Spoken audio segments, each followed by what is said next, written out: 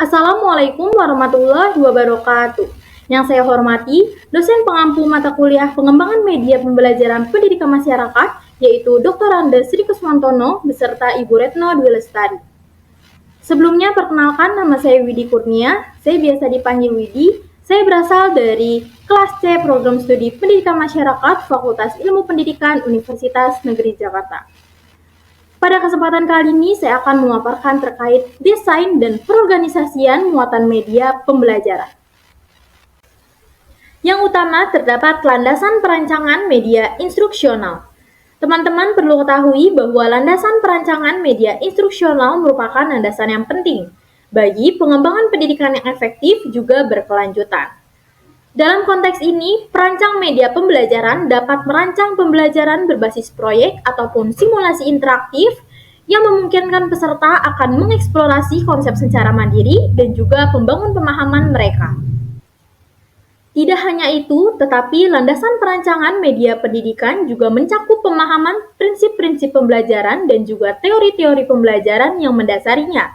Misalnya, teori konstruktivis menekankan pentingnya pembelajaran aktif yang berpusat pada peserta, di mana peserta secara aktif membangun pengetahuan mereka sendiri melalui pengalamannya sendiri. Selanjutnya, menganalisis kebutuhan dan tujuan pembelajaran. Analisis kebutuhan dan tujuan pembelajaran terkait pengembangan media pembelajaran dalam pendidikan masyarakat merupakan proses multifaset yang memerlukan pertimbangan cermat terhadap berbagai faktor.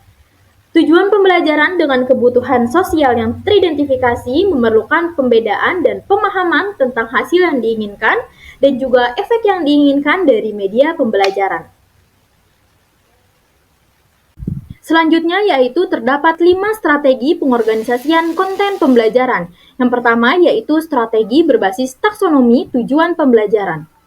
Salah satu strategi utama pengorganisasian konten pembelajaran adalah dengan menggunakan klasifikasi tujuan pembelajaran, seperti taksonomi Bloom dan taksonomi struktur. Dengan menggunakan taksonomi Bloom, tujuan pembelajaran dapat dibagi menjadi beberapa tingkatan, seperti pengetahuan, pemahaman, penerapan, analisis, sintesis, dan evaluasi. Dengan membuat tujuan pembelajaran berdasarkan klasifikasi ini, pendidik dapat membantu siswa tidak hanya menguasai konsep dasar, akan tetapi juga dapat menerapkan, menganalisis, dan mengevaluasi informasi lebih dalam. Selanjutnya, strategi yang kedua yaitu strategi mengurutkan konten pembelajaran. Pengorganisasian konten pembelajaran juga mencakup urutan materi pembelajaran yang benar. Dengan pengurutan yang tepat, memungkinkan siswa membangun pengetahuan secara bertahap, dimulai dengan konsep sederhana dan berlanjut ke konsep yang lebih kompleks. Mengurutkan konten pembelajaran merupakan aspek penting dalam desain pembelajaran, terutama dalam lingkungan pengajaran bersama di mana siswa berasal dari latar belakang yang beragam, dan memiliki pengetahuan juga pengalaman sebelumnya yang berbeda.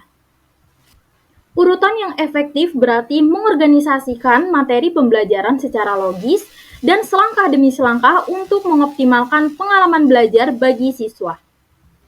Selanjutnya, strategi yang ketiga yaitu teknik chunking. Chunking merupakan proses kognitif dalam psikologi yang melibatkan pengorganisasian informasi menjadi unit yang lebih kecil dan lebih mudah dikelola atau potongan untuk meningkatkan memori dan efisiensi pemrosesan. Hal tersebut didasarkan pada pemikiran bahwa kemampuan otak manusia dalam memproses informasi terbatas, dengan membagi sejumlah besar informasi menjadi bagian-bagian yang lebih kecil. Individu dapat menyandikan, menyimpan, dan mengambil informasi dengan lebih efisien.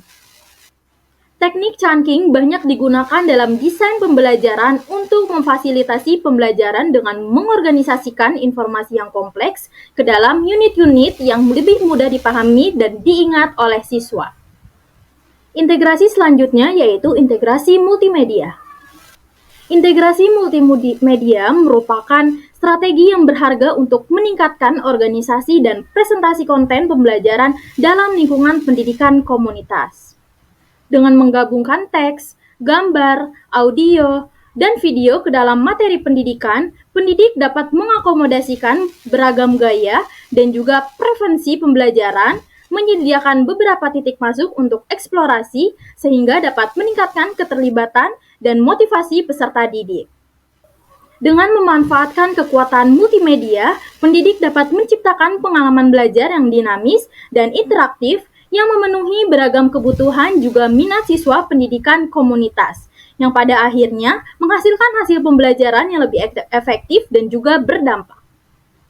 Yang terakhir, terdapat strategi pembelajaran adaptif dan terpersonalisasi. Pengorganisasian konten pembelajaran merupakan aspek kunci dalam merancang pengalaman pembelajaran yang efektif dan bermakna bagi peserta didik. Dengan memanfaatkan strategi seperti taksonomi tujuan pembelajaran, pengaturan urutan materi, teknik chunking, integrasi multimedia, dan pendekatan pembelajaran adaptif, pendidik dapat menciptakan pengalaman pembelajaran yang menarik, efisien, dan juga relevan bagi peserta didik di berbagai konteks pendidikan. Kemudian pemanfaatan teknologi dan perangkat dalam produksi media. Penggunaan teknologi dan alat dalam produksi media memberikan peluang besar untuk meningkatkan pengalaman belajar, mendorong partisipasi, dan mendorong perkembangan masyarakat dalam lingkungan pendidikan masyarakat. Dengan menggunakan media pembelajaran yang mudah diakses, interaktif, dan sesuai dengan budaya, pendidik dapat menciptakan lingkungan pembelajaran yang inklusif dan berdampak yang memberdayakan peserta didik dan mendorong pembelajaran sepanjang hayat di berbagai komunitas. Selanjutnya, evaluasi dan revisi desain media pembelajaran. Pentingnya dilakukan evaluasi dalam perancangan media pembelajaran karena evaluasi dan revisi desain media pembelajaran merupakan proses digital dalam pendidikan masyarakat yang memungkinkan pendidik untuk menilai, menyempurnakan, dan mengoptimalkan bahan ajar agar lebih memenuhi kebutuhan peserta didik dan masyarakat. Terdapat juga contoh dan manfaat. Contohnya yaitu platform pembelajaran digital seperti Ruang Guru, Moodle, Canva, dan Google Classroom. Platform tersebut memberi pendidik alat untuk membuat, mendistribusikan, dan mengelola media pembelajaran, termasuk sumber daya multimedia, penilaian, dan kolaborasi. Platform tersebut juga mendukung pembelajaran asinkron dan sinkron, memfasilitasi komunikasi, kolaborasi antara peserta didik, memungkinkan pendidik memantau kemajuan, dan keterlibatan peserta didik. Selanjutnya, integrasi dan peningkatan dari contoh sebelumnya. Moodle dan Canva merupakan dua platform digital yang umum digunakan untuk membuat konten pembelajaran yang menarik dan efektif. Dengan mengintegrasikan Moodle dan Canva ke dalam pembelajaran digital, kita dapat membuat konten yang lebih menarik, interaktif, dan mudah dipahami. Kedua metode ini juga memungkinkan pendidik untuk menciptakan metode pembelajaran yang memenuhi kebutuhan dan preferensi siswa dengan tetap menjaga kualitas standar yang tinggi. Sekian itu saja yang dapat saya paparkan. Semoga bermanfaat. Kurang lebihnya mohon maaf. Wassalamualaikum warahmatullahi wabarakatuh.